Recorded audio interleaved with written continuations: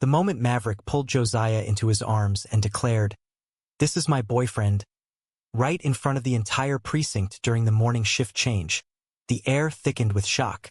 What no one expected was Captain Reynolds' furious outburst that led straight to his immediate suspension by Internal Affairs, who had been standing just 10 feet away reviewing bodycam footage. Cameras flashed from a few phones held by stunned officers, and the parking lot of the Chicago police precinct erupted into chaos as Reynolds was escorted to his car, still shouting about decency in the department. Maverick's heart hammered against his ribs, but he kept his arm around Josiah's waist, feeling the warmth of the man he had loved in secret for 2 years finally out in the open under the bright Illinois sun.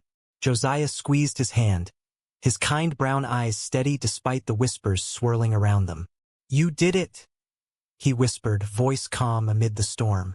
"Whatever comes next, we face it together." Maverick had rehearsed this moment 100 times in his head during late-night patrols, but nothing prepared him for the real weight of it. At 32, he had built his life around the badge, rising through the ranks with quiet determination after growing up in a conservative suburb where his father still referred to anything outside the norm as not our business. The job had given him purpose after losing his mother young, but it had also forced him to bury the truth about who he really was. Josiah, a 30-year-old school counselor at a local high school, had entered his life at a community fundraiser 2 years earlier. Their first conversation over lukewarm coffee had turned into hours of talking about everything from favorite books to the pressure of family expectations. What started as cautious friendship had grown into stolen weekends in Josiah's apartment downtown, whispered promises, and the kind of love that made Maverick question every choice he had made to stay hidden. Now, as colleagues avoided his gaze or offered awkward nods, Maverick felt the first cracks in the armor he had worn for so long. Sergeant Lopez, his usual partner on patrol, clapped him on the shoulder without a word before walking away, while Officer Ramirez, no relation to Josiah, muttered something about keeping personal stuff personal. The Internal Affairs officer, a no-nonsense woman named Patel, pulled Maverick aside later that morning in the break room. "Your captain crossed a line with that language," she said, handing him a form. "Department policy protects you here, but this is going to ripple. You ready for it?" Maverick nodded, though inside he wondered if he had just torched the career he had sacrificed everything for. Josiah waited outside in the hallway, scrolling through his phone with a small smile, already fielding texts from friends who had seen the video someone posted online. "It's blowing up," he said softly when Maverick joined him. "But mostly in a good way. People are calling you brave." By afternoon, the precinct captain's office sat empty, a stark reminder of the line Maverick had crossed. He sat at his desk filling out the mandatory report, fingers steady even as memories flooded back. Last month, during a domestic call, he had hesitated when the victim, a young gay man, begged him not to involve family who would disown him. That hesitation had cost him sleep and finally pushed him to tell Josiah it was time. "I can't keep pretending," he had said one night in Josiah's kitchen, the smell of takeout Thai lingering between them. "Not when every shift feels like a lie." Josiah had listened, eyes shining with quiet pride, never pushing but always supporting. Now that support was the only thing anchoring Maverick as the reality settled in. Colleagues who had joked with him yesterday now kept their distance, and the lieutenant scheduled a meeting for the next day to discuss team dynamics. As the sun dipped lower, casting long shadows across the precinct lot, Maverick drove Josiah home in silence at first. "You okay?" Josiah asked, reaching over to rest a hand on Maverick's knee. Maverick exhaled slowly. "I think so. Feels right. Scary as hell, but right." They pulled into Josiah's building, the familiar brick facade a small comfort after the whirlwind. Inside, Josiah poured 2 glasses of iced tea and they sat on the couch, the city humming beyond the windows. Maverick talked then, really talked about the years of swallowing comments in the locker room, the fear that one wrong look could end his career, and the guilt of hiding someone as wonderful as Josiah from the world. Josiah shared his own stories, coming out to his supportive Puerto Rican family at 19, the small rejections from extended relatives, the strength he had found in helping students navigate their own identities at school. Their conversation stretched late into the evening, laughter mixing with quiet tears. And for the first time Maverick felt the weight lifting, replaced by a fragile hope that maybe this was the beginning of something bigger than fear. Yet even as they fell asleep wrapped in each other's arms, Maverick's phone buzzed with a text from his father. Saw the video. Call me. The words sat heavy in his chest, a reminder that the fight was only starting. Outside, Chicago lights twinkled like distant stars, promising both challenges and the possibility of a life lived fully in the light. The next morning brought the first real test when Maverick arrived at the precinct to find half the squad avoiding eye contact and the other half offering cautious support. Lieutenant Hayes called him into the office that had belonged to Captain Reynolds just yesterday. The suspension is official, Hayes said, sliding a folder across the desk. Reynolds violated policy with his comments. You're not in trouble, Thompson. But the media picked up the story overnight. We need you to keep a low profile while Internal Affairs finishes their review.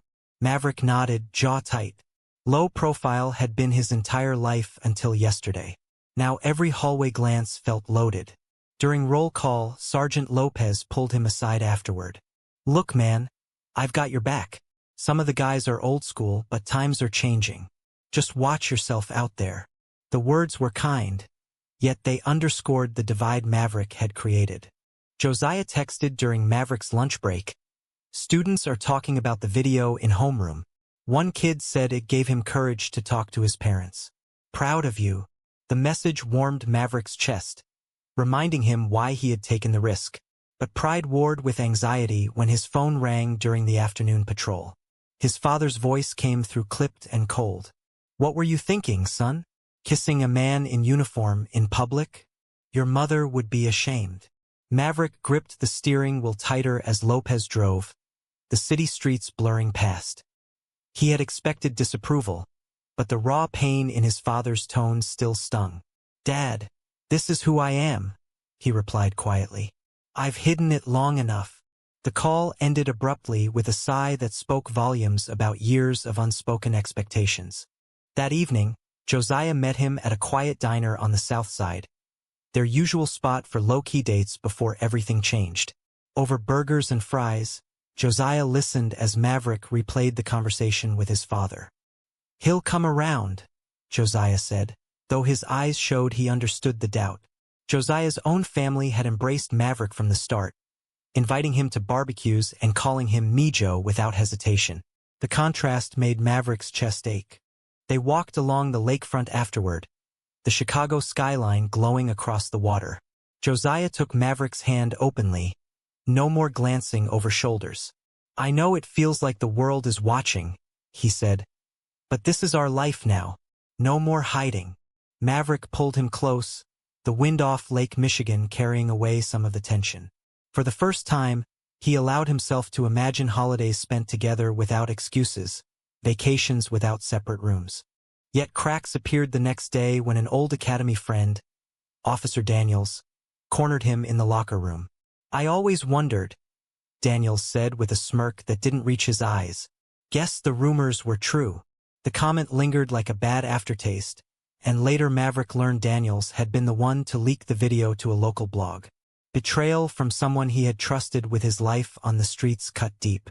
Josiah, sensing the shift when Maverick came home quieter than usual, suggested they visit a counselor friend of his.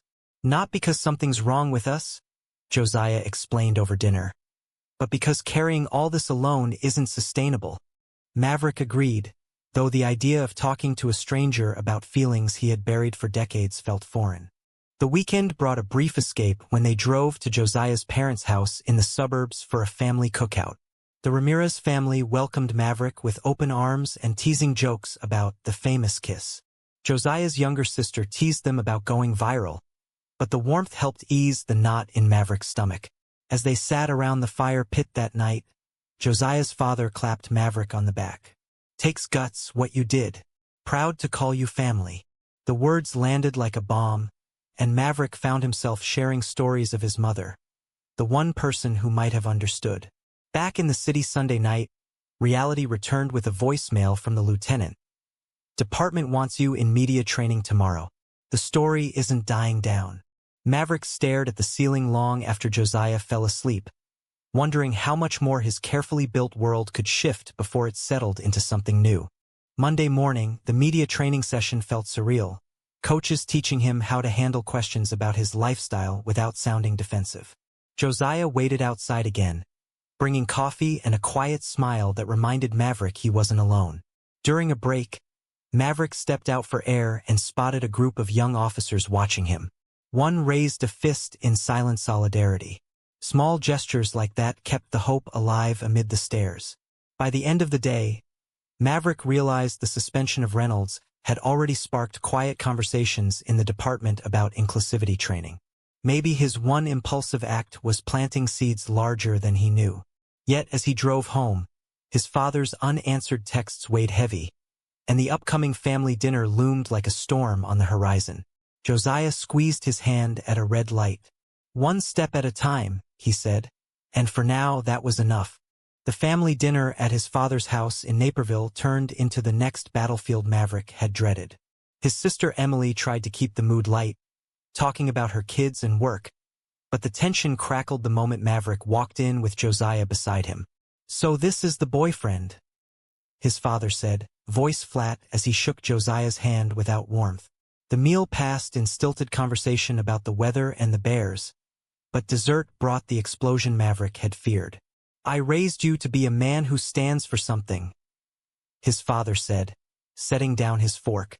"Not someone who throws his career away for this." Josiah remained calm, hand resting on Maverick's knee under the table, but Maverick felt the old shame rising. "Dad, I'm still the same person who runs into burning buildings and protects the city," he replied, voice steady despite the tremor inside. "Loving Josiah doesn't change that." Emily jumped in to defend him, revealing she had suspected for years and was proud. The support from his sister cracked something open, but his father's silence as they left spoke louder than words. Driving back to the city, Maverick gripped the wheel until his knuckles whitened. Josiah listened without judgment, then shared his own memories of early rejections before his family fully accepted him. "It hurts," Josiah said softly, "but it doesn't define us. We define what family means now." The words stayed with Maverick through the week as work slowly adjusted. Some officers invited him to after-shift beers, awkward at first but genuine.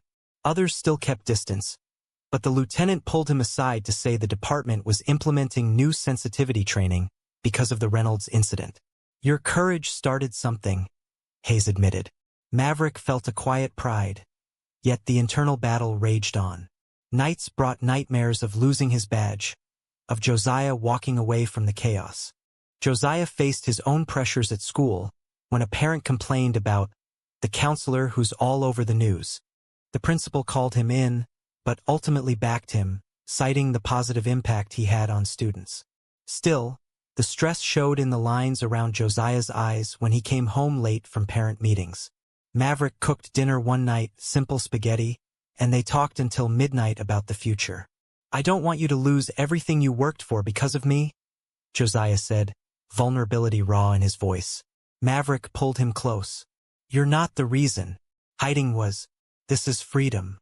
Their bond deepened through the shared trials, small gestures becoming anchors. Josiah leaving notes in Maverick's lunch, Maverick surprising him with tickets to a quiet jazz show downtown. A turning point arrived when Maverick's father called unexpectedly. "I've been thinking," he said gruffly. "Your mother always said to judge a man by how he treats people, not who he loves. Maybe I need to listen to her more." The conversation was short, but it opened a door. Maverick and Josiah visited the following weekend, the tension lighter though not gone. Emily's kids asked innocent questions about Uncle Josiah, and the normalcy felt healing. Back at work, Maverick responded to a call involving a teenager struggling with coming out. The boy's eyes lit up when Maverick shared a carefully worded piece of his own story. "You're not alone," Maverick told him, the words carrying new weight, yet not everything smoothed over. Daniels, the academy friend who had leaked the video, confronted Maverick in the parking lot one afternoon. "You made us all look bad," he sneered. The betrayal stung, but Maverick chose calm. "I made myself honest." Maybe you should try it. The exchange left him shaken, but Josiah's embrace that night reminded him of the support that mattered most. As summer heat settled over Chicago, Maverick began seeing a therapist recommended by Josiah's friend. The sessions peeled back layers of shame he hadn't realized he carried, helping him understand that strength wasn't about silence but about standing in truth. Josiah attended a few joint sessions, and their communication grew stronger, arguments turning into deeper understanding. One quiet evening on the rooftop of Josiah's building, watching fireworks over the lake, Maverick turned to him. "I used to think coming out would break everything. Instead, it's rebuilding me." Josiah smiled, the glowing lights reflecting in his eyes. "We're rebuilding us." The moment felt like a promise amid ongoing storms. Media requests still trickled in. Family healing was slow. Work dynamics shifted daily. But Maverick no longer feared the unknown.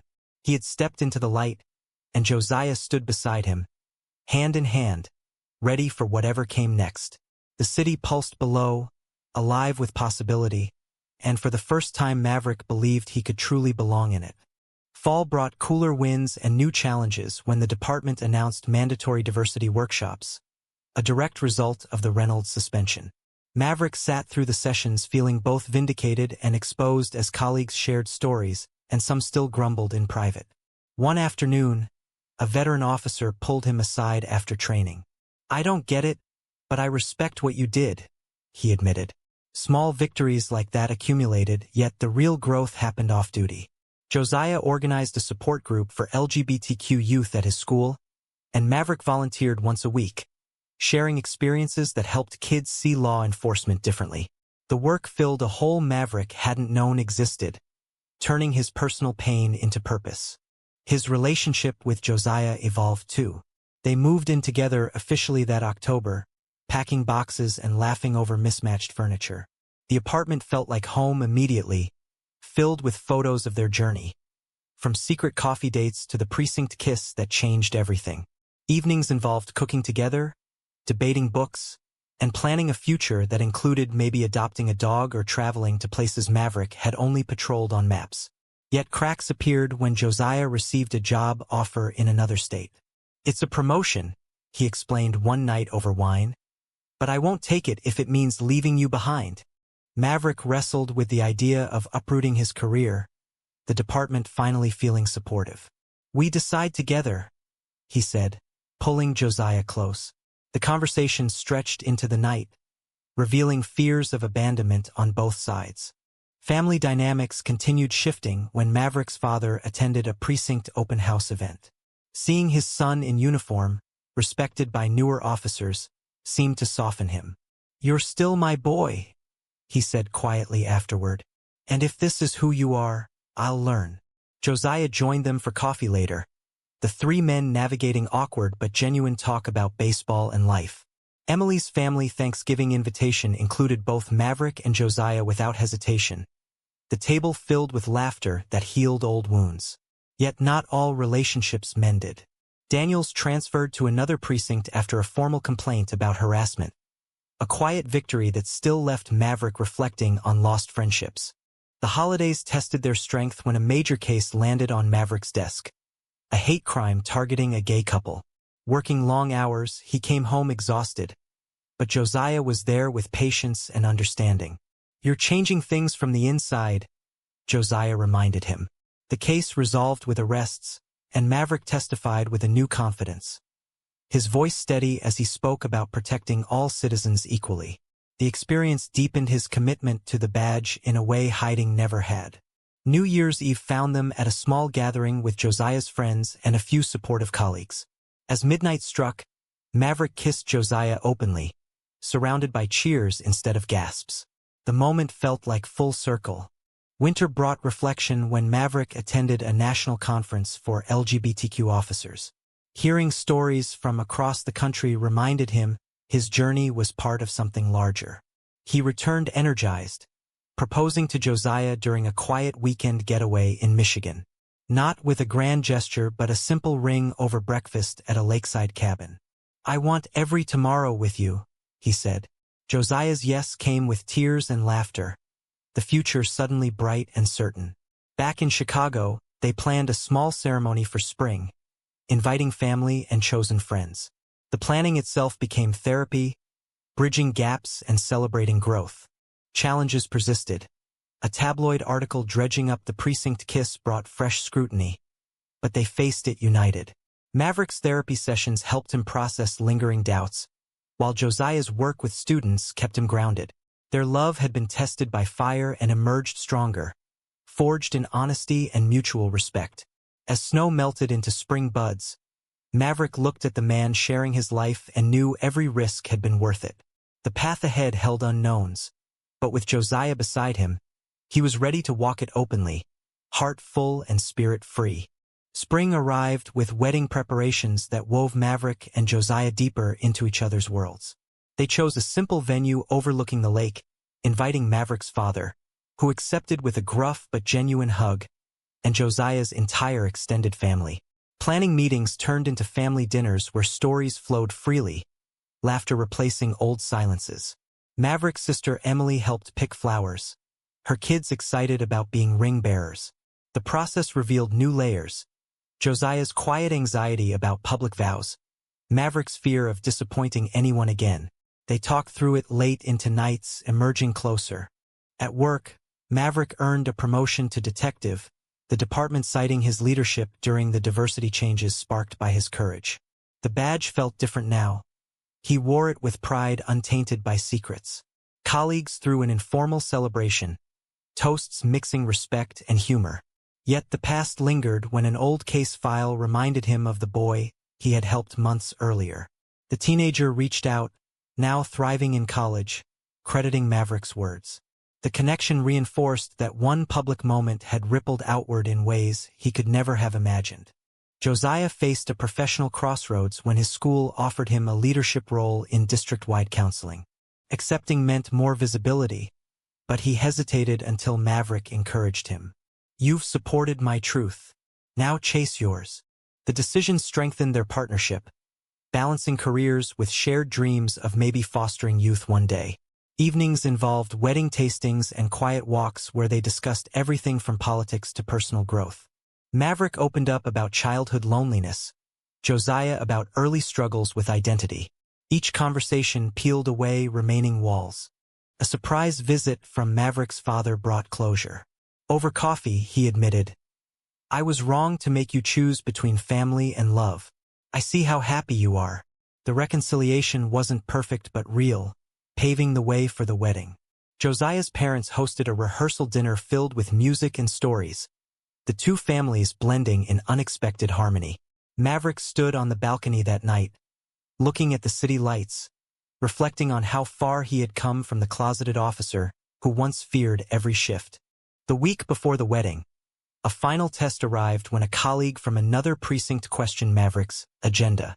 The comment rolled off him now. He responded with facts and walked away taller. Josiah met him afterward with a knowing smile. "You've changed," he said. Maverick pulled him close. "We both have." Their bachelor parties were low-key. Paintball with friends for Maverick, a quiet dinner for Josiah, ending with the two of them sneaking away to watch the stars. The night before the ceremony, they exchanged letters filled with promises and gratitude, emotions raw and beautiful. Wedding day dawned bright and clear. Maverick stood at the altar in a tailored suit, heart steady as Josiah approached, eyes shining with the same love that had carried them through storms. Vows spoken under the open sky spoke of courage, growth, and unwavering partnership. Family and friends cheered as they kissed, the moment echoing the precinct kiss, but now surrounded by celebration instead of shock. The reception overflowed with dancing and toasts, Maverick's father raising a glass with quiet pride. As they danced the first dance, Josiah whispered, "We made it." Maverick smiled. "And we're just beginning." The honeymoon in a quiet cabin up north allowed time to breathe and dream. They talked about the future, kids, travel, continued advocacy. Returning to Chicago felt different. The apartment now a true home, careers aligned with purpose. Maverick mentored new recruits on authenticity. Josiah expanded his programs. Life settled into a rhythm of love, work, and chosen family. Yet they never forgot the price and reward of honesty. Small moments, holding hands in public, supporting each other through tough days, became the foundation. Summer brought settled routines and deeper roots. Maverick and Josiah bought a small house in a diverse neighborhood, painting walls and planting a garden that symbolized their new chapter. Maverick's detective work involved community outreach, speaking at schools about inclusion, his story inspiring others to live openly. Josiah's leadership role flourished, and together they volunteered at local LGBTQ centers, turning personal history into community impact. Evenings at home involved cooking experiments and quiet reflections, their bond unbreakable after every trial. Maverick's father visited often, bringing tools to help with home projects and slowly building a relationship with Josiah based on respect. Emily's family became regular fixtures, weekends filled with barbecues and laughter. The past felt distant, its lessons carried forward rather than burdens. One afternoon, Maverick received a letter from Reynolds, now retired, offering a terse apology. Maverick replied with forgiveness, closing the final chapter on that chaotic morning. Fall marked their first anniversary with a simple trip back to the lake where Maverick had proposed. Sitting on the dock, they recounted the journey, the fear, the bravery, the unexpected gifts. "I thought coming out would cost me everything," Maverick said, watching the water ripple. "Instead, it gave me everything that matters." Josiah leaned against him, the sunset painting the sky in golds. Their life together proved love could transform pain into strength, secrets into stories worth sharing. As winter approached again, they hosted their first holiday gathering, the house filled with chosen and blood family. Toasts celebrated growth, and Maverick looked around the table with gratitude. The man who once hid in shadows now stood in light, partner by his side, community behind him. The journey had reshaped him, more compassionate, more courageous, more himself. Josiah squeezed his hand under the table, their silent language speaking volumes. Life continued with its ordinary miracles. Promotions celebrated, challenges met, love deepened through daily choices. Maverick and Josiah became quiet advocates, their story a testament to resilience without fanfare. The precinct kiss that once shocked a city now felt like the first step toward a life fully lived.